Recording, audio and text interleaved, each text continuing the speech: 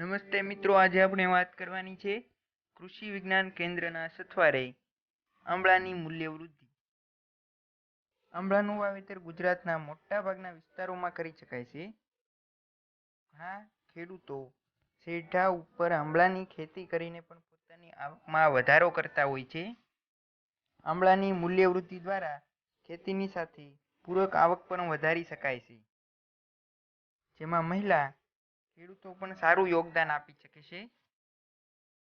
જે તે વિસ્તારના કૃષિ વિજ્ઞાન કેન્દ્રો દ્વારા આંબળાની મૂલ્ય વૃદ્ધિ માટે મહિલાઓને નિયમિત રીતે તાલીમ પણ આપવામાં આવે છે. આંબળામાંથી 100 થી વધુ વસ્તુઓ ખૂબ જ સરળતાથી બનાવી શકાય છે. બજારમાં સાદા આંબળાનો ભાવ સરેરાશ ₹30 પ્રતિ કિલો હોય છે.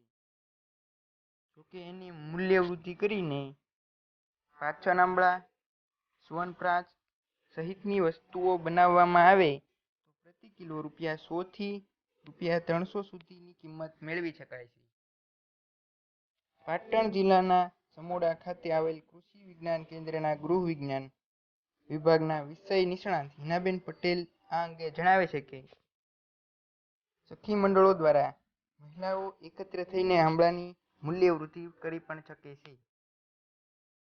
કૃષિ વિજ્ઞાન કેન્દ્ર દ્વારા આ અંગે તમામ પ્રકારની તાલીમ મહિલાઓને આપવામાં આવે છે.